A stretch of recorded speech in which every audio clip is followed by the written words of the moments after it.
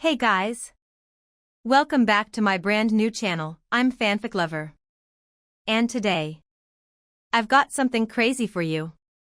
What if Naruto Uzumaki, during his training journey with Jiraiya, ended up falling in love with a vampire?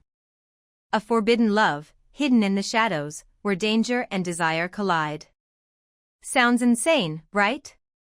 So without wasting any time, let's dive straight into Chapter 11.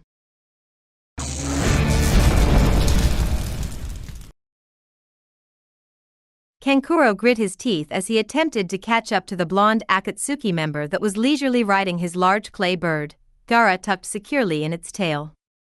He was not gonna let this bastard get away with this. He would save his brother or he would die trying. He had to save his brother. He couldn't just leave his brother to whatever cursed fate awaited him. He was never gonna let his brother alone again. He refused to abandon his precious little brother. True, for the most of his life he was terrified of Gaara. But no, he wasn't terrified at Gaara exactly. He was more terrified of why the Ichibi inside Gaara and the lies it was probably telling his little brother. If there was one thing Kankuro regretted in his life, it was leaving his brother to deal with the cruelness of the village, and their so-called father.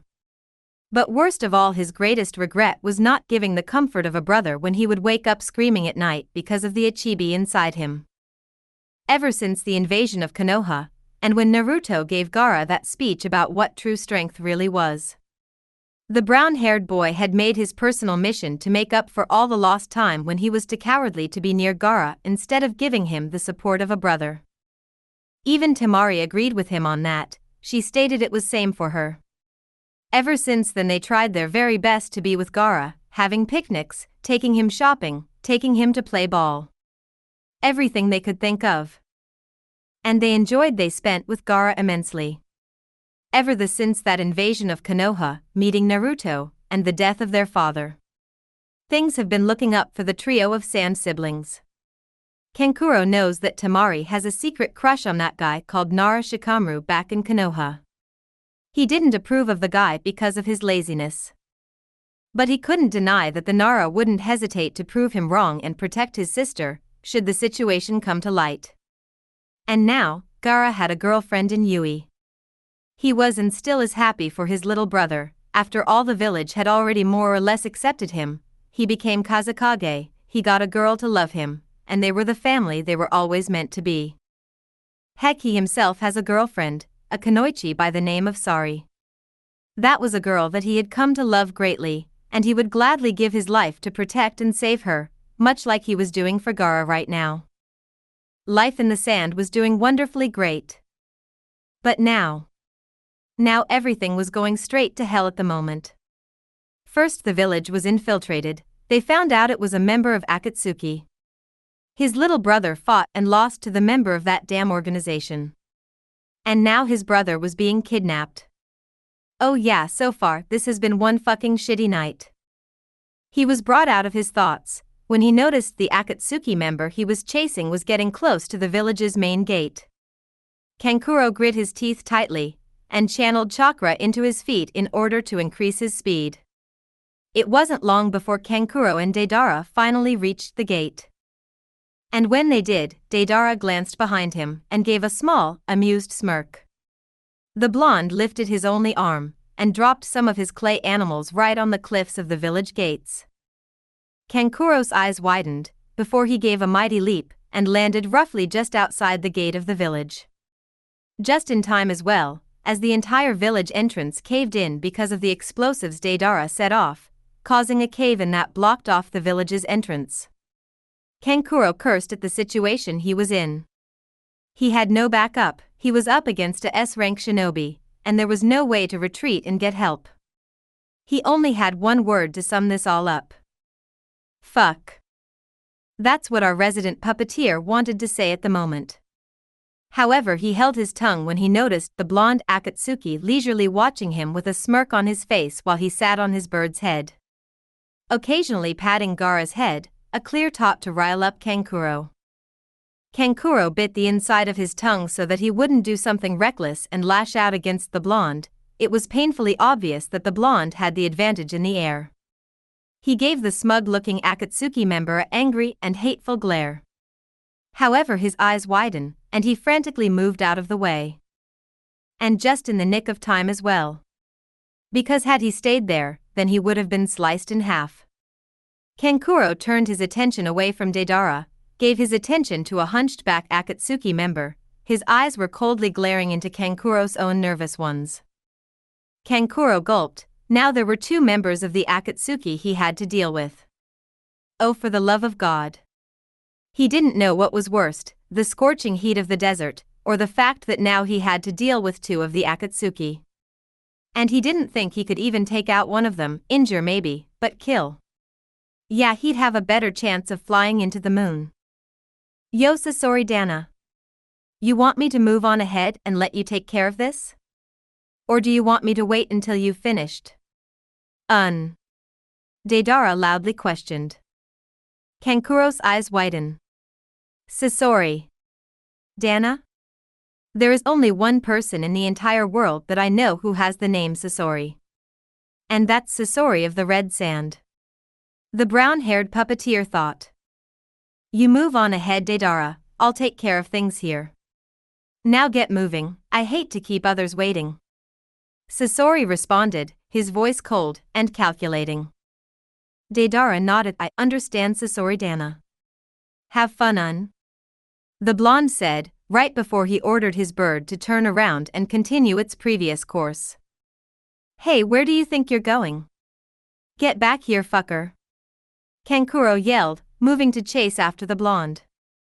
However, he was suddenly forced to dodge a strike to his backside. It isn't wise to turn your back on your opponent. Boy. The hunched-back member of Akatsuki darkly and coldly uttered. Kankuro narrowed his eyes at his opponent. He didn't move from that spot. Usually when someone attacks or moves even slightly, they would have to move. Even if the attack is so fast, it should have at least left a dust trail in the sand. The only person who could possibly move that fast is Konoha's Yondaime Hokage, and his Hiraishin. And I doubt this hunched-back guy can move that fast. Kankuro thought, assessing his opponent. I didn't expect the brat to actually dodge that attack. If anything, I would have thought he would be impaled right through because of his unawareness. But it looks like I underestimated him. I'm actually a little impressed. Sasori thought. Kankuro gulped down a wad of spit in his throat. There was only one way he was gonna get through this guy, and that was to fight and kill him. Then he could pursue Gaara once more. However, the problem that wasn't the problem. The problem was if he had what it takes to defeat a S-ranked shinobi. Well, now it was about time for Kankuro to figure that out. Before we begin this fight, I have one question. Kankuro began. Sasori nodded, silently giving Kankuro the chance to speak. Are you? Sasori of the Red Sand, the brown-haired boy asked, gulping at the Akatsuki member's possible answer. Sasori gave a cold and dark chuckle. How peculiar that someone such as you, and as young as you no doubt, would know my name. Yes, Sunanin. I am in fact Sasori of the Red Sand. The hunched-back man confirmed. Kankuro have a low curse as he was now fighting against the Sasori of the Red Sand. A shinobi that created over hundreds of Suna's own puppeteers. A master shinobi with the art of puppets, and one of the few S-ranked shinobi the Sand Village had that weren't a Kage. Kankuro didn't know what was worse, the fact that he's fighting Sasori, or the fact that Gaara is still being taken. But enough of this pointless banter, Suna shinobi. I'm not here to talk, I'm here to kill you and be done with it. So let's get this started, after all. I hate to keep other waiting. Sasori darkly stated, coldly glaring into Kankuro's eyes. Kankuro's eyes widened, as a large tail-like object with a blade at the tip sprouted from right under Sasori's cloak.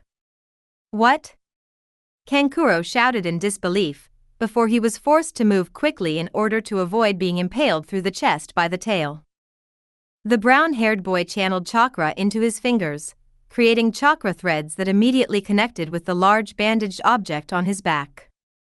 The bandages shredded, and Kankuro's Karasu puppet was now playing in the game.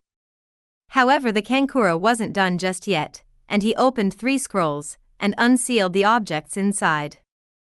The smoke cleared and it revealed Kankuro standing beside 2 more puppets. One named Kurori, and the other named Senshuo. Kankuro flexed his fingers, and Karasu quickly sprang into action and attempted to grab right on to the hunched-back Akatsuki. However, Sasori quickly merely moved right and dodged the obvious attack. Then the tail-wielding Akatsuki jumped back to avoid the Kurori's strike from the ground up. Sasori's eyes narrowed, and he launched his tail directly at the Karasu. Kankuro's eyes widened slightly at Sasori's quick retaliation, but he quickly manipulated the Karasu to move back to avoid Sasori's strike. Then the black-clad boy manipulated the Kurori into attacking Sasori from behind. However, the Akatsuki member was having none of that, and he simply encircled his tail around him and spinned it in an effective defense barrier. "You're surprisingly not half bad, boy. But this is where I'm going to end this, I'm afraid, seeing as I'm keeping the others waiting. And I despise keeping others waiting," Sasori said in a tone of finality. Before Kankuro could even react, his Karasu was suddenly broken into several hundred pieces by Sasori's tail.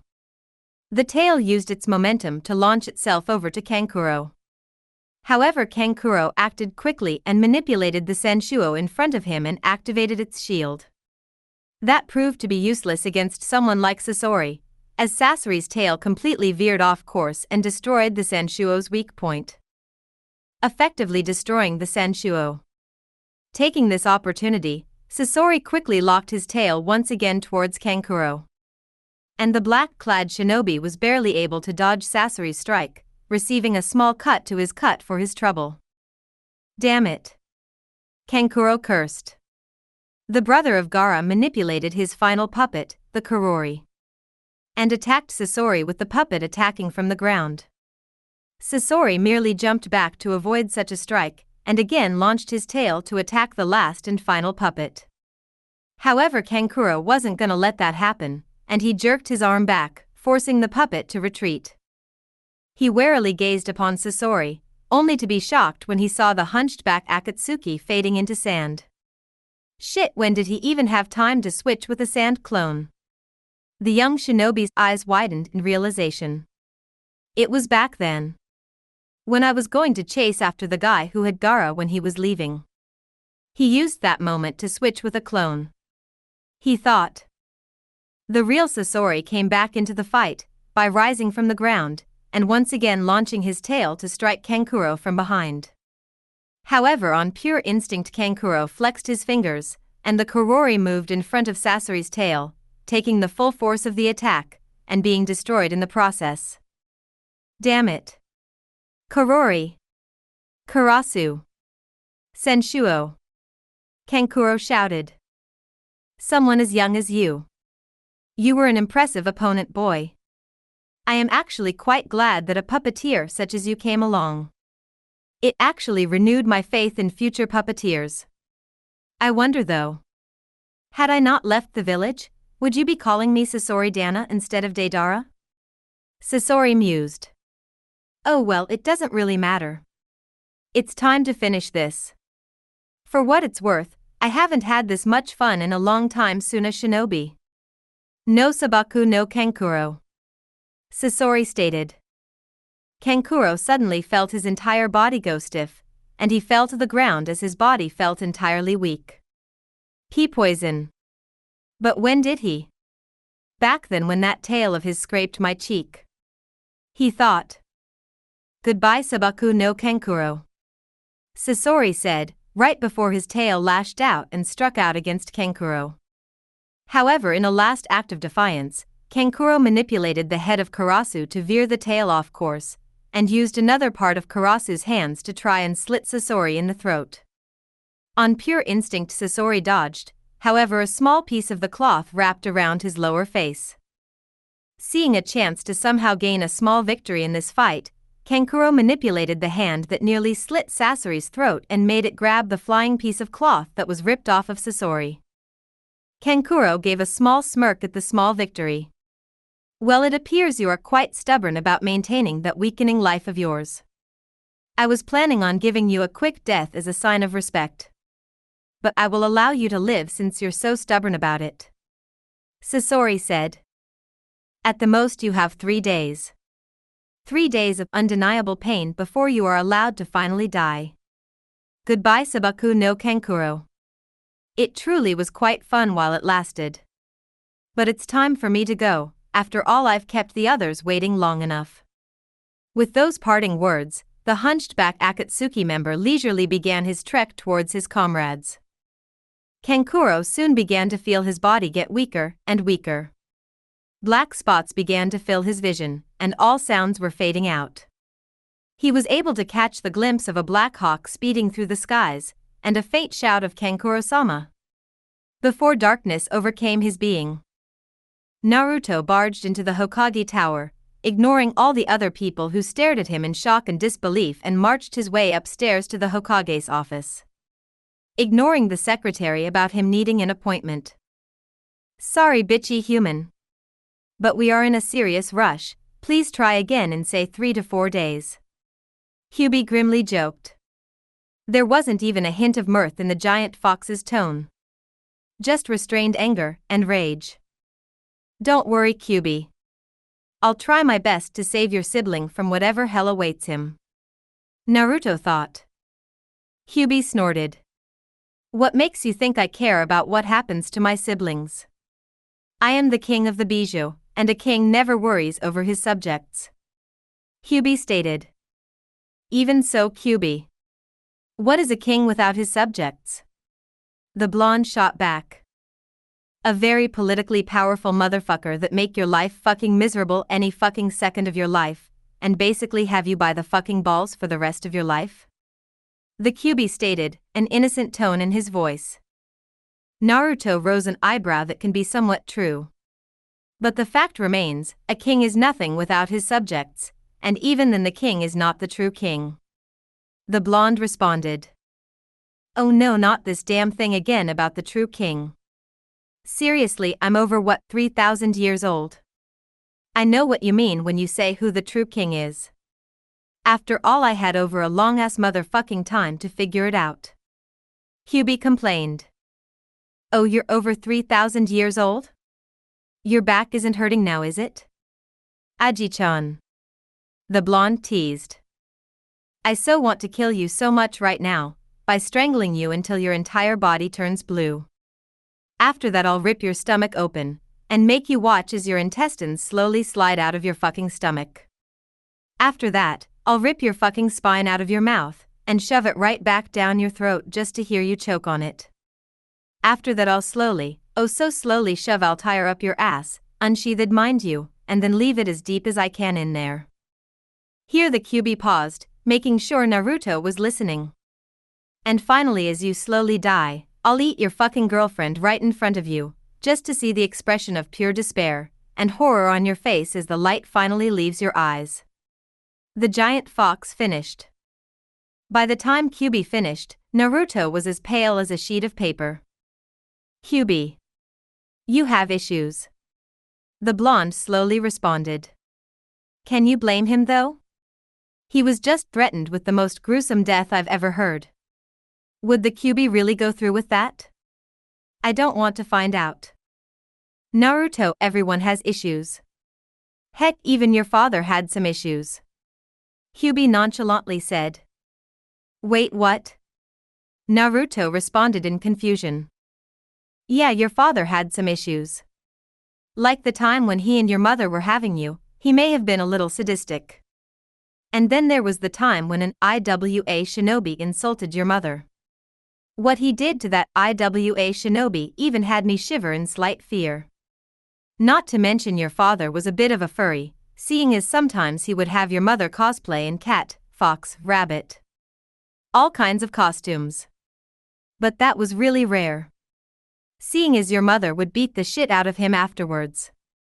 The giant fox explained. And you know this how? I've been sealed inside your mother, duh.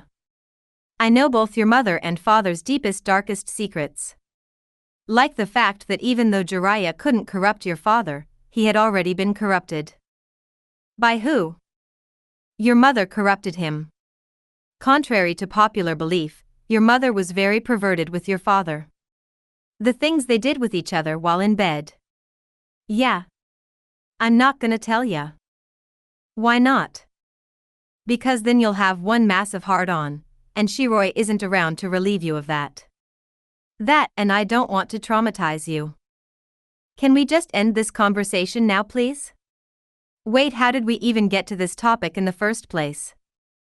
I don't know. Hubie responded, struggling to figure out how they got to this topic in the first place. Yeah, I'm ending this conversation on this note, seeing as we're right at the door to the Hokage's office. And with that last thought, the blonde effectively ended the conversation with the Kyuubi. The blonde was about to barge into the room, when he recalled that that was only something that his brash and immature self would have done. Plus he was a jonin as of now, and as such he had, and must act like a true jonin. He couldn't just barge into the office. Not only would it be rude, but it would show that in terms of maturity he really hadn't matured at all. So taking a deep breath and putting on a face of calm indifference, he knocked on the door, and promptly waited patiently for his presence to be acknowledged. Hearing a muffled come in, he opened the door and stepped in the room, and to his surprise, instead of Tsunade, both Shizune and Sakura were there as well. Shizune gave the blonde a smile and friendly wave, which the blonde returned with a slight smile and grateful nod. Sakura looked at the blonde intently, seemingly trying to bore a hole into his head and try to pick him apart to learn some things, it seemed. The blonde-haired shinobi ignored her entirely, and he removed the hood from his head and gave his direct attention to Tsunade. There were far more important things to deal with than dealing with an unfriendly second. He wasn't gonna waste his time with her if she was upset about something. Though it may sound harsh, he didn't really hate Sakura. More like he tolerated her. He had long ago realized that going after Sakura was foolish of him. She treated him like trash most of the time. She spent all of her time fawning after Sasuke rather than actually training to be a proper kunoichi. If anything, the only reason Naruto even responded to Sakura when he returned to the village was because she was a comrade. Like Kakashi said, those who abandon the rules are, but those who abandon their comrades are worse than trash. He only acknowledged Sakura because she was a comrade and a friend, despite the fact that he used the term friend loosely. Naruto, what do you need? Tsunade started the conversation with a question and a slight raise of her brow. Naruto snapped his attention directly at Tsunade and Tsunade only. He spoke with a calm, indifferent, and serious tone. Hokage-sama, I have reason to believe that Subaku no Gaara of Sunagakure and Godame Kazekage of Suna is in great danger. Shizune and Sakura silently gaped at the blonde. They would have never expected the blonde knuckle-headed shinobi they knew to be so respectful and serious. Truly, if he were this serious, then something must have happened. Though Shizune couldn't stop the small proud smile on her face as he looked upon Naruto. After all, on multiple occasions the blonde had called her Shizune-nichan. And Shizune had made a personal mission to ensure the blonde had something to read during his training trip with Jiraiya. Secretly, without Tsunade's knowledge, she had told Jiraiya before he left the village with the blonde to send a toad to her every 3 months. She wanted to ensure Naruto learned proper chakra control, and a good control of his emotions as well. So whenever a toad poofed in front of her, she would take to a library, acquire some books on multiple ways on chakra control and emotional control, and send to the blonde as a gift in order for her to help even the tiniest bit in his training.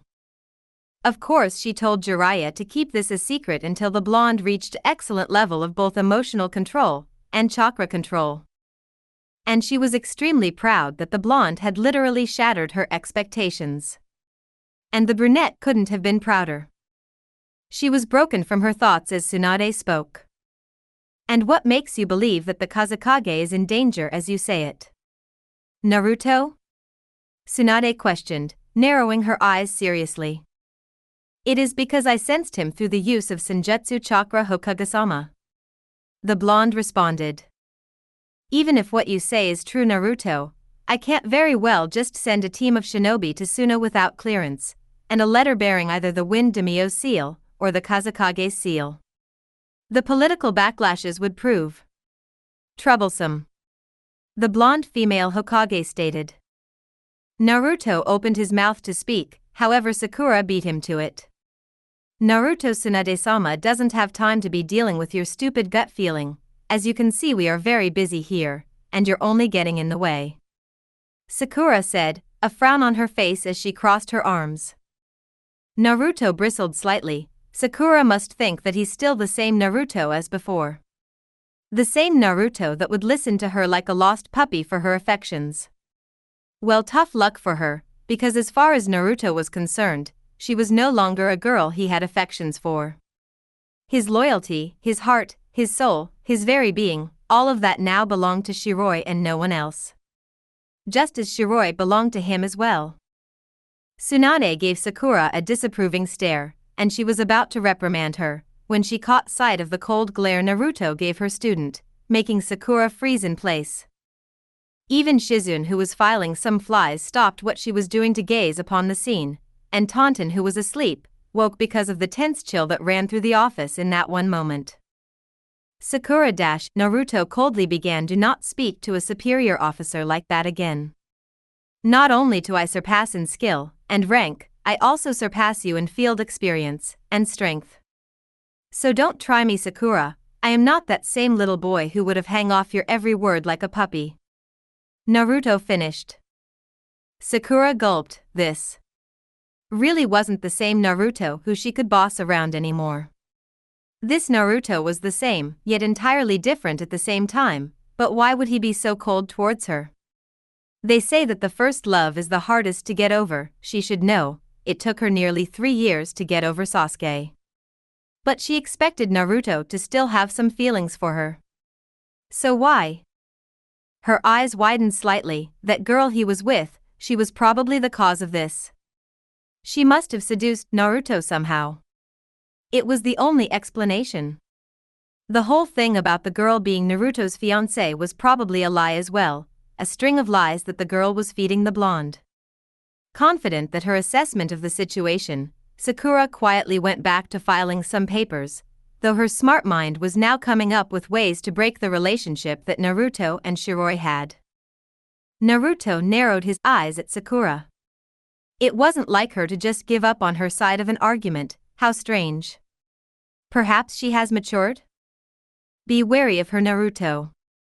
I believe she isn't exactly finished just yet. She is probably using that large head of hers to use. For what, I don't know. But my opinion? Keep your eyes on her. Kyubi advised, silently giving the pink-haired girl a dark glare through his container's eyes. Altair pulsed in agreement with Kyubi's words. Duly noted, Kyubi, Altair. Naruto acknowledged. The blonde then returned his attention towards Tsunade. Hokage-sama, I understand the potential political backlash. But you must understand, Suna is our allies, so would it not make sense to check up with our allies every now and then? The blonde smoothly said. Tsunade blinked. That actually sounded like a good idea, an idea that should be put to use. After all, Konoha's policies were always friends, family and comrades came first. So, why the hell not? Suna was one of their allies, and as such they were comrades. It would only make sense to check up on them. You bring up a fair point, Naruto. Very well, I'll send a messenger bird to Suna to ask the Kazekage that you said hi, since you're the one worried about him. Tsunade stated. When she received a nod from the blonde, she pulled out a piece of paper. However, before she could even begin writing on the sheet of paper, a tapping noise from her window caught everyone's attention. Tsunade turned around in her chair, and there, tapping her window impatiently, was a black hawk. Raising an eyebrow, the blonde Hokage stood from her chair, opened the window, and removed the scroll strapped on the hawk's back. She carefully opened the scroll and read it. She blinked and reread the scroll several times before she sat back down on the chair with a heavy sigh. Naruto - the female Hokage grimly began. You were right. As of right now, Sunagekure is under code black, the Kazekage of Suna. has been kidnapped by Akatsuki. She finished, making Shizune and Sakura to gasp, while Naruto clenched his fists. Shiroi woke up a grunt, and she yawned while cutely rubbing her eyes. She shook her head slightly, as to erase whatever tiredness remained in her body.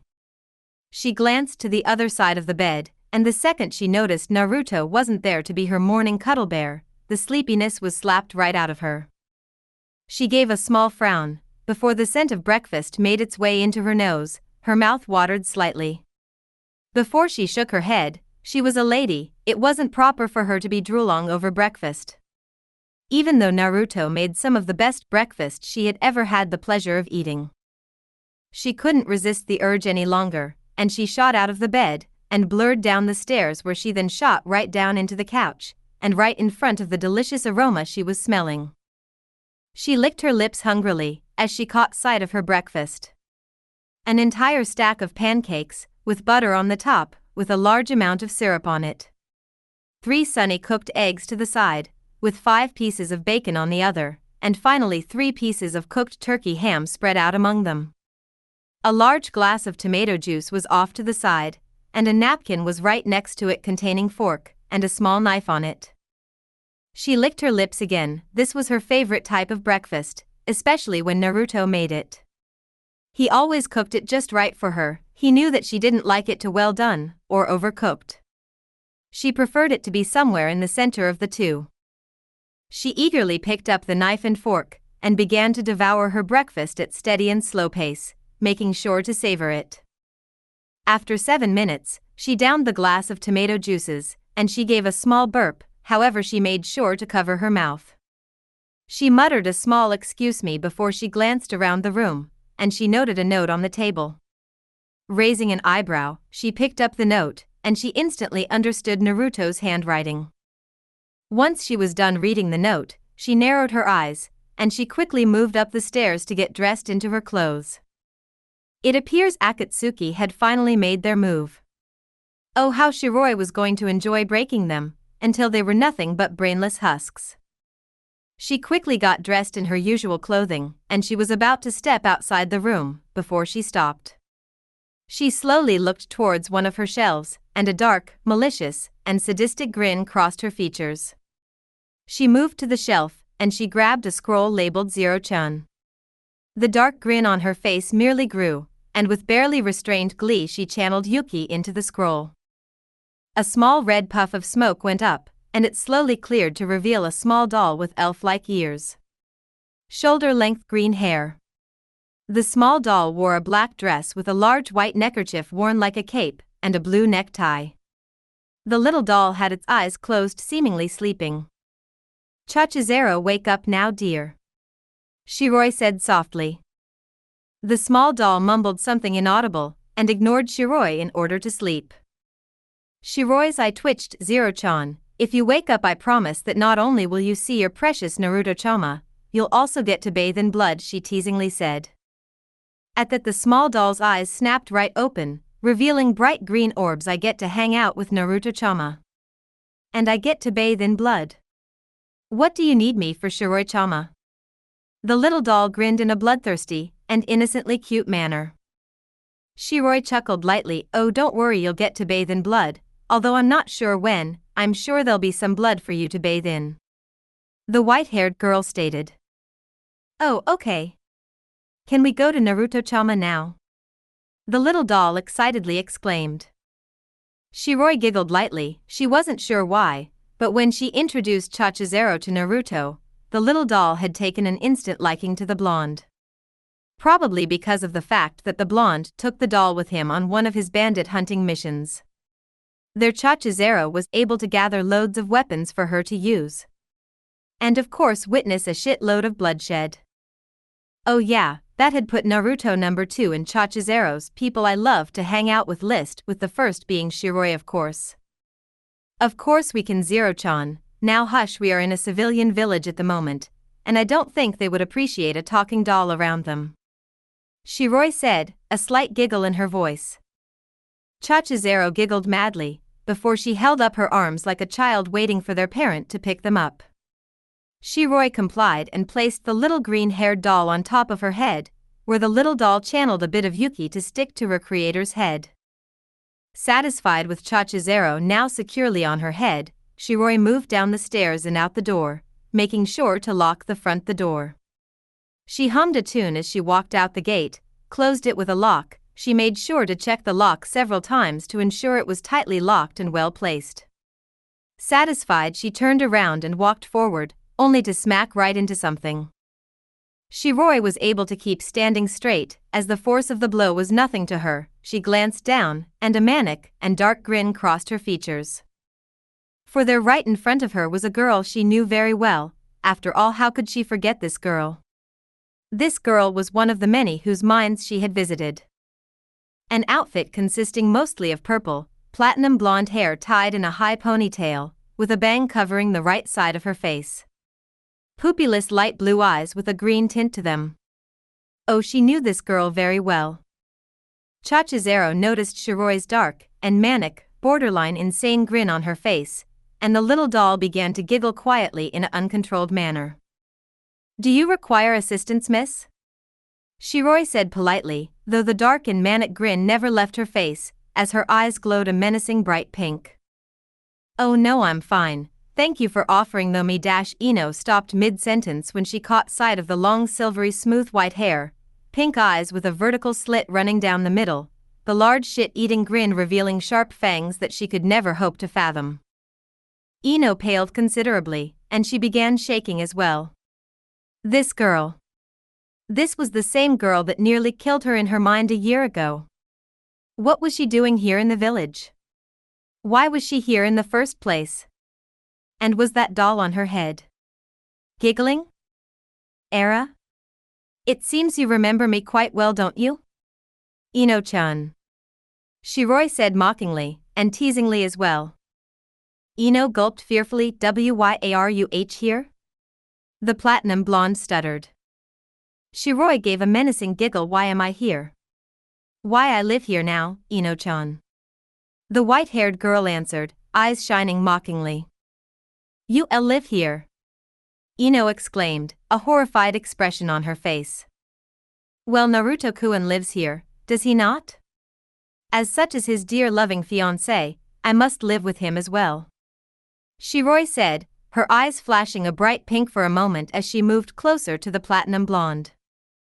Ino began to back away in a fearful manner. She tried to gather chakra for a body flicker, but one burst of Shiroi's Yuki was enough to paralyze her with fear. Shiroi chuckled darkly. "You don't actually believe you can escape me, do you?"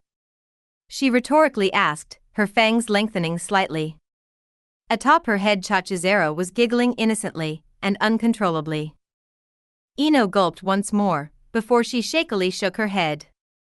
Shiroi chuckled darkly and sadistically. "Good, you are learning. Good girl." She spoke, patting Ino on the head like a pet. Her smirk grew larger when Ino flinched. "Why, you mentioned Naruto was your fiancé?" Ino asked, keeping her wary eyes on the white-haired girl. "Why, yes," Shiroi purred. "He is my fiancé, my lover, my Naruto-kun," she confirmed, her eyes gaining a possessive gleam.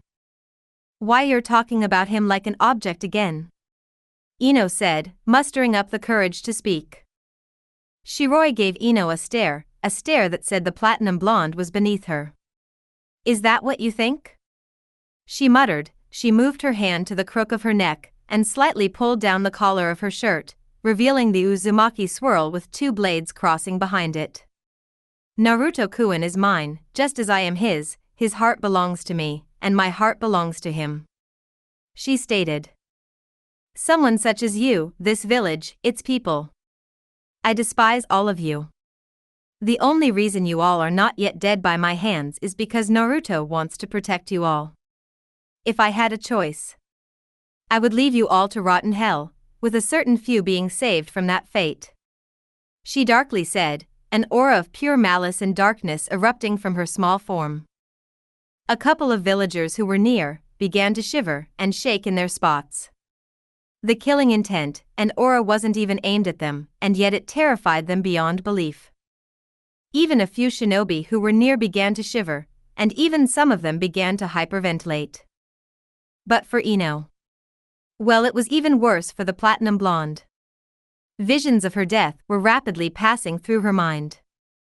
Each death more horrific, bloody, gruesome, and terrifying than the last.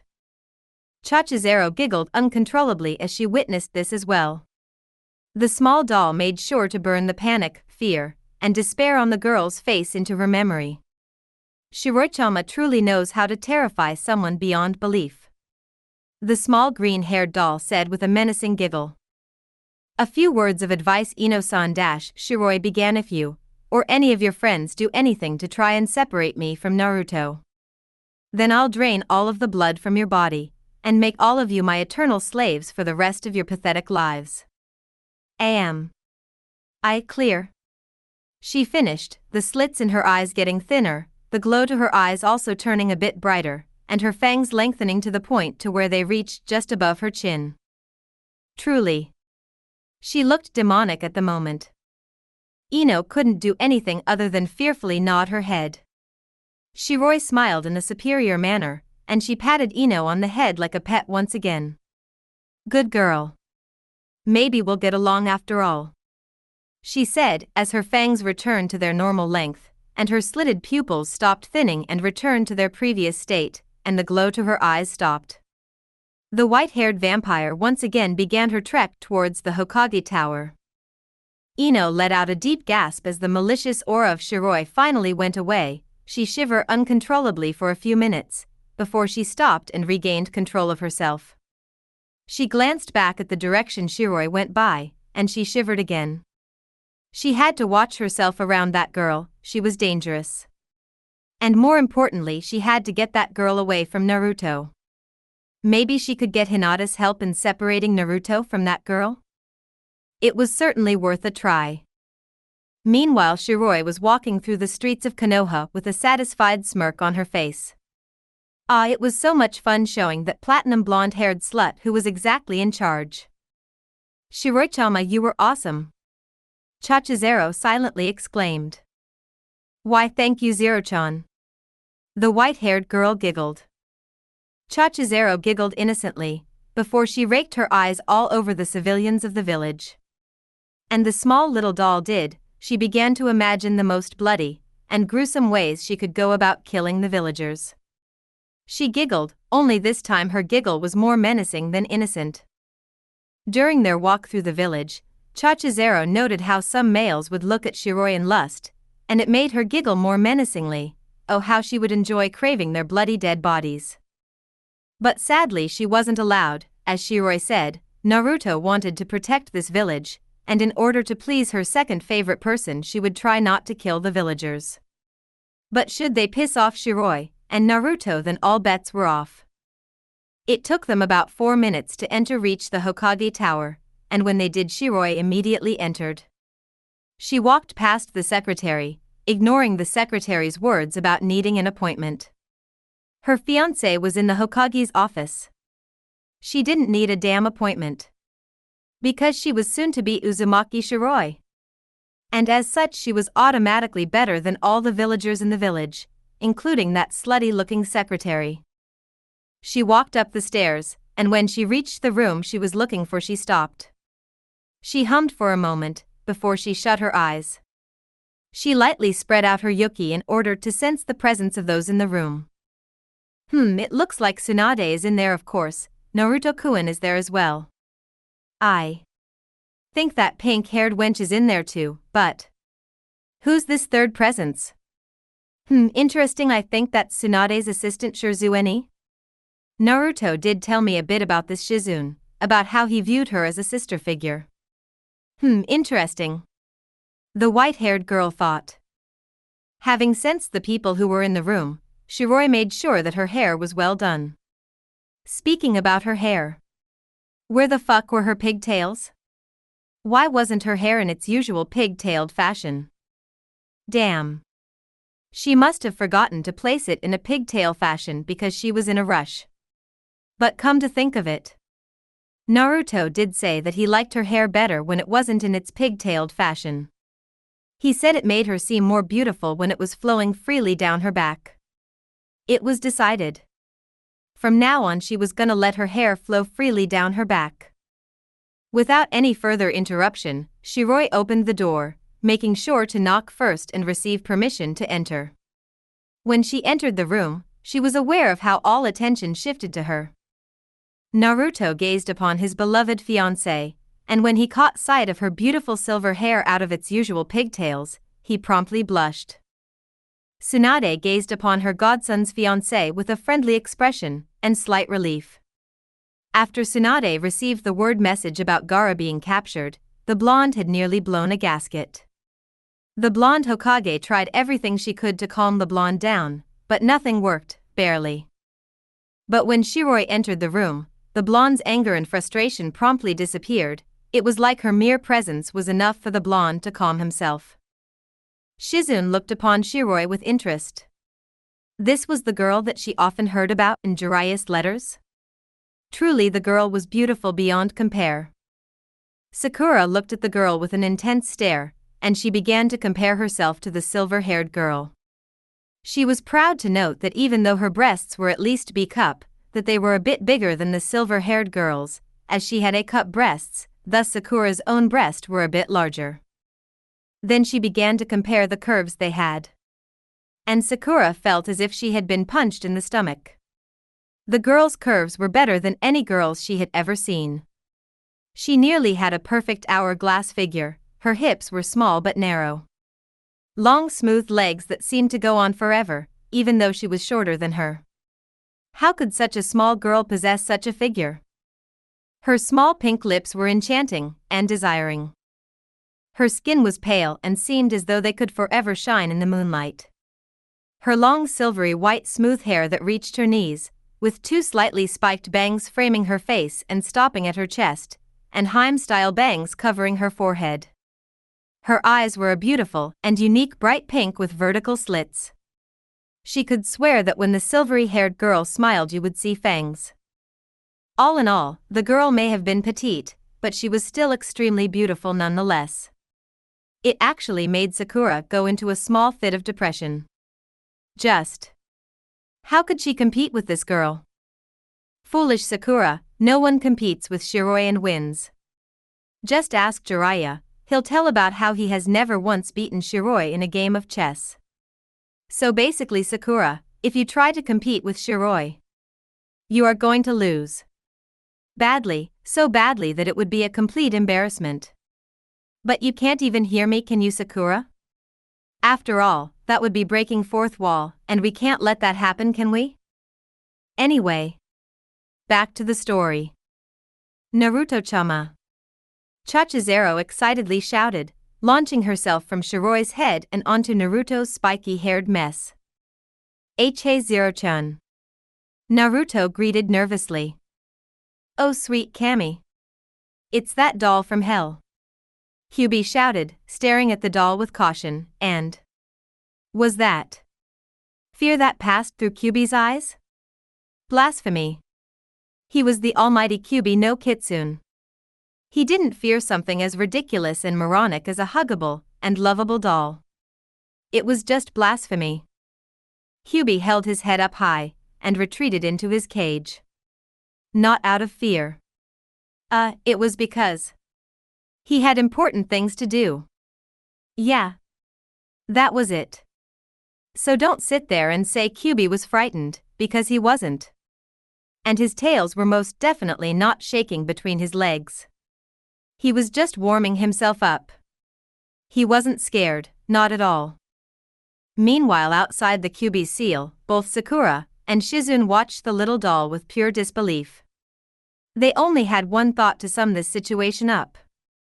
What the fuck? Altair rattled in caution in its sheath. The last time that doll came out, it tried to touch it. And Altair didn't work for just anyone, no, it only allowed Naruto to wield it, damn it.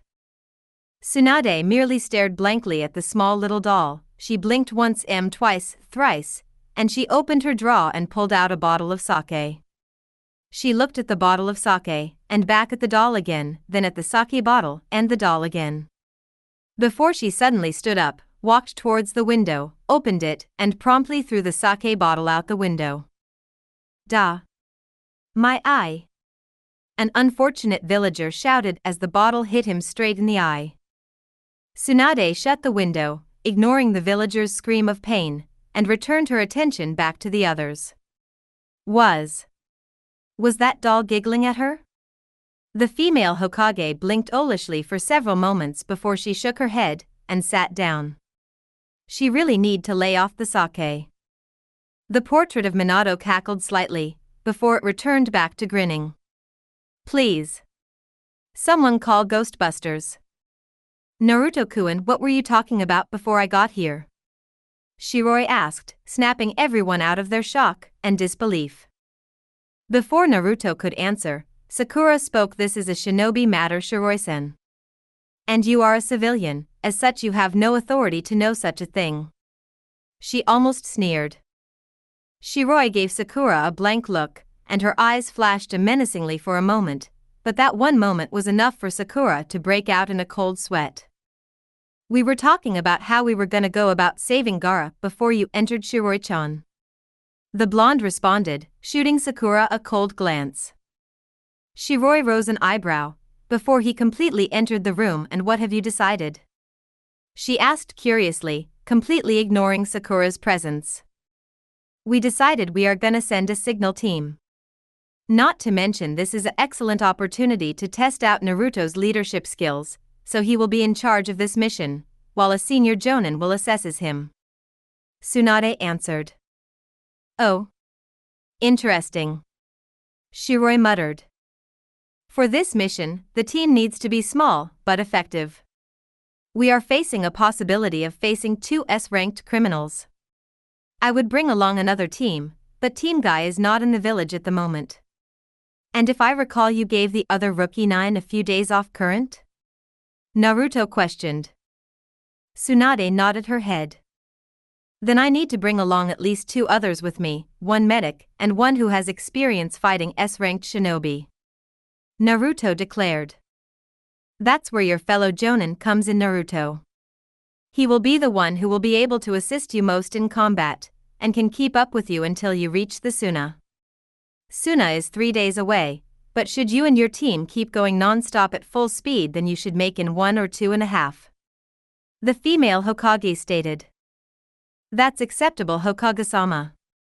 You, Shizune, and Sakura are the only medics that I know of in the village, and you can't come because you're the Hokage, and Shizune can't come because she's your assistant. Therefore the only choice I have is Sakura.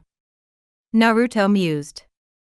Sakura gave a slight smirk. This would be an excellent opportunity to seduce Naruto, and get him back on her side. Shiroi gave a slight scowl towards the pink-haired girl. The mere thought of that slut doing something with her Naruto pissed her the fuck off. Well, you won't exactly be just going alone, Naruto-kun. What am I, chopped liver? Shiroi said, batting her curved eyelashes. Naruto smiled and opened his mouth to speak, however Sakura spoke out. Sorry, Shiroi-san, but this is a ninja mission. As such you have no right to join this mission unless you are a shinobi. Sakura pointed out, a small smug smile on her lips. Shiroi scowled and narrowed her eyes towards the pink-haired girl. And her pleasant and polite smile returned. But Sakura-san, you forget I am not ninja, and as such I don't fall under the jurisdiction of the Hokage, and because of that I can do whatever I want so long as it doesn't break the laws of Konoha. Shiroi stated mockingly. Sakura bristled, and she opened her mouth to resort, when Tsunade spoke. Actually, Shiroi's right. Civilians can do whatever the fuck they want so long as it doesn't break Konoha's laws or endanger the village as a whole. And the last time an incident like that ever occurred was back during the clan wars. Tsunade confirmed, choosing to side with Shiroi on this one. That, and she didn't trust the villagers. Shiroi alone in the village plus villagers that hate Naruto's guts equals the Uchiha massacre all over again. Shiroi gave Sakura a grin of victory, while the pink-haired girl grit her teeth angrily. Naruto nodded, happy that his love would be coming with him. Chachizero giggled silently in a happy manner, and she made a mental note to cut up that pink-haired girl. What about the jonin that will be assessing me on the mission? Naruto asked. Tsunade smiled that Jonin will be waiting for you at the village's south gates. Be prepared, Naruto. This is Akatsuki we are dealing with, they might take this as a perfect opportunity to capture you. Tsunade warned. Naruto gave Tsunade a reassuring smile. Don't worry, Tsunade-bachan. I'll be sure to come back. Naruto reassured. I'll be waiting at the south gate, Sakura, Shiroi. Naruto stated, before he disappeared in a blur of speed, with Chachizero giggling happily. Shiroi gave Naruto a smile before he disappeared. When he did, she turned around and gave Sakura a blank stare. She narrowed her eyes slightly, before she silently moved towards the door. She gave Sakura a dark and malicious glare, before she left out the door. Sakura gulped, and she moved for the door, but stopped when Tsunade called her name. Yes, Tsunade-sama? She asked. Sakura. I don't know what your problem is. But if you don't shape up, and lose whatever hostilities you have with Shiroi, I promise you, you will regret ever looking at her the wrong way. I understood. Haruno Sakura. Tsunade lowly and dangerously said, giving Sakura a piercing stare. Why yes, Tsunade-sama. Sakura stuttered, her head held submissively down. Good, now go. Tsunade ordered. Sakura quietly bowed and left the room. Tsunade-sama? Shizune uttered questionably. Shizune, I get the feeling someone in this village is gonna do something stupid. And when that happens, I won't save them from their own foolishness. Tsunade sighed out. What do you mean, Tsunade-sama? The black-haired assistant asked. I know you saw it, Shizune. The loving yet possessive looks Shiroi would give Naruto. Jiraiya told me that girl was possessive of Naruto, and her possessive gets worse when another female that is Naruto's age is around. Jiraiya told me that despite Shiroi's excellent manners and polite attitude, she can be animalistic and feral when she believes someone or something is trying to take away the person she loves. Tsunade explained. I fear that there will come a point in time where another girl in the village is gonna try and take Naruto away from her. And Shiroi will instinctively feel the need to mark her territory. And it will be just one large bloodbath. With Shiroi at the top. Tsunade blankly finished, looking upon the village through her window. We can only pray and hope the villagers don't do anything foolish with Naruto or Shiroi. Tsunade-sama. Shizune solemnly replied. Yeah. But why do I get the feeling this is just the calm before the storm? The blonde Hokage uttered. Sasuke groaned in complete and utter agony. He couldn't take it anymore. So much pain. He cursed the person responsible for the pain he was going through 1,000 times over. Why did he have to go through this? He was starting to think maybe, just maybe it was a mistake leaving Konoha. Nah, how else was he gonna kill Itachi? Now you may be asking what was making Sasuke groan in pain so much? Well, the answer was oh so simple. The answer is bitch. Maybe if you practiced your make my fucking dinner by the time I get home jutsu you wouldn't be experiencing this kind of pain. Tia angrily said, twisting and folding Sasuke's legs and arms at odd angles. Sasuke grit his teeth as he felt his bones creaking from the strain. And I told you, bitch. I am an Uchiha. I don't make dinner. Sasuke managed to say though the pain. Bitch.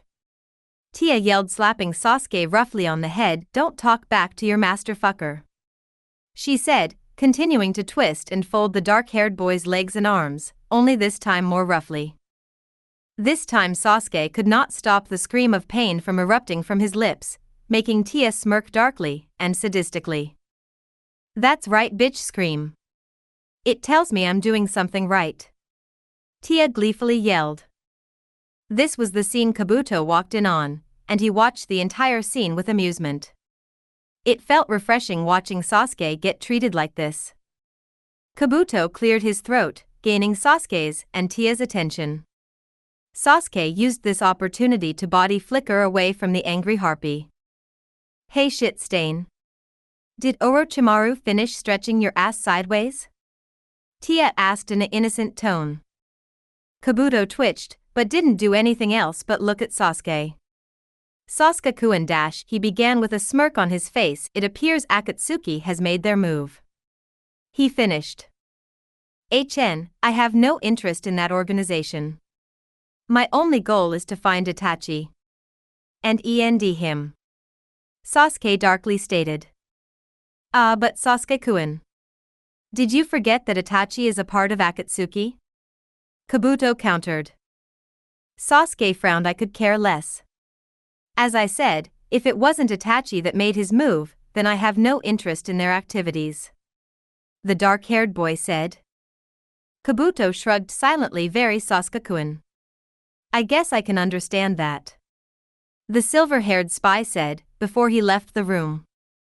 Tia, now sure that Kabuto was gone, slowly turned her head towards Sasuke. Now that the gender-confused bitch is gone. It's time to continue your punishment on why you should practice your make my fucking dinner by the time I get home jutsu. It is a very important jutsu. Now take your punishment like a man. Tia shouted as she lunged towards Sasuke. Sasuke merely dodged and destroyed the door with a Chidori spear and promptly ran out the door.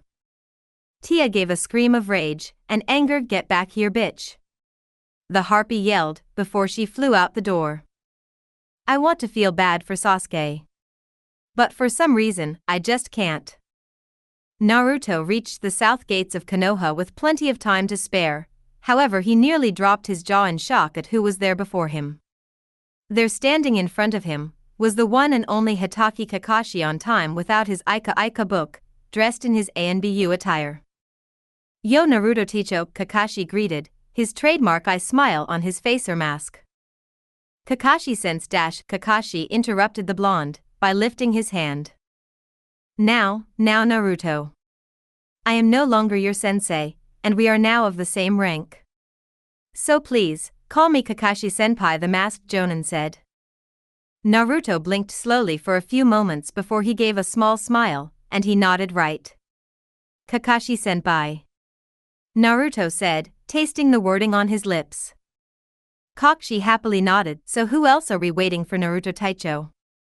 Kakashi asked, with a lazy tilt of his head. Sakura and Shiroi-chan. Naruto answered.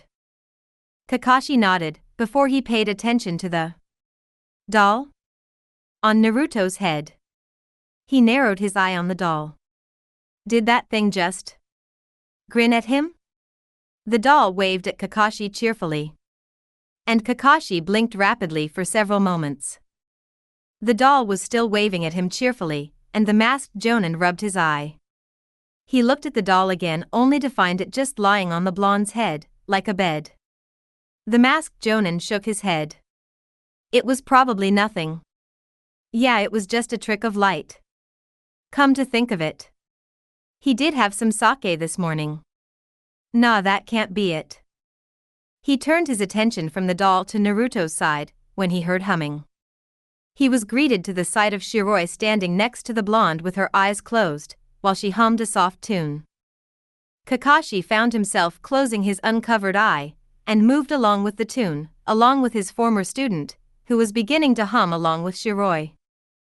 Chachizero began to cheerfully hum silently with her two favorite people, and she jumped from Naruto's head, and onto Shiroi's head, making several civilians who were paying attention to blink olishly in the process. Shiroi stopped humming, however, when she smelled Sakura's scent nearing their location. A frown crossed her face, before a pleasant and polite smile reached her face. Sakura-san, so glad you could join us, she loudly said, gaining everyone's attention. Sakura didn't say anything, other than walk past Shiroi. The pink-haired girl gave Naruto a smile, to which Naruto responded with a slight scowl. Hey Kakashi-sensei. Sakura greeted. Long time no see, huh? Kakashi blinked. Yo Sakura, it has been a while, hasn't it? The masked jonin shrugged. Oh well, it couldn't be helped, you know. Kakashi stated. The pink-haired girl nodded and opened her mouth to speak. However, Naruto decided that now was the time to get everyone's attention. "Alright, everyone listen up," the blonde demanded, gaining everyone's attention. "Our mission is simple. To save Sabaku no Gaara from the hands of Akatsuki. First, we will move at our top speed through the forests of the Land of Fire. Shortly after, we will take a break when we are near the desert. After that, we will run through the desert non-stop until we reach Suna. When we reach Suna, we will ask for more information regarding the two members of Akatsuki they fought. After that, we will begin our hunt for Gaara and the Akatsuki members who took him," the blonde said, explaining his plan to the others. Kakashi nodded his agreement to the plan. It may prove to be a bit overkill, but it would be effective nonetheless. He just hoped he could keep up. I hope these pathetic meatbags can keep up with you and your mate Naruto," Hyubi commented. Altair pulsed in agreement. "See, even the sword agrees with me. Obey me more often, damn you," Hyubi demanded. However, the blonde merely ignored him. Sakura gulped silently. She wasn't really used to running nearly non-stop, and through the desert no less. However, the pink-haired girl caught sight of Shiroi's confident posture and look. And she felt a burning desire to outdo the white-haired girl. To see her confidence destroyed. Naruto, seeing everyone ready for the mission, only said one word. "Move," the blonde ordered, before he blurred through the gates, with Kakashi following shortly after. Shiroi and Sakura stared at each other for a few moments, before Shiroi gave Sakura a dark and malicious grin, before the white-haired girl blurred from existence. Sakura gave Shiroi's retreating form a determined glare before she vanished in a burst of speed. It was finally time. Time to save Naruto, brother in all but blood. Time to save Gaara. Gaara's unconscious and unmoving body was thrown harshly into the center of a dark and looming cave, where a massive statue stood, looming over the Jinchuriki's form.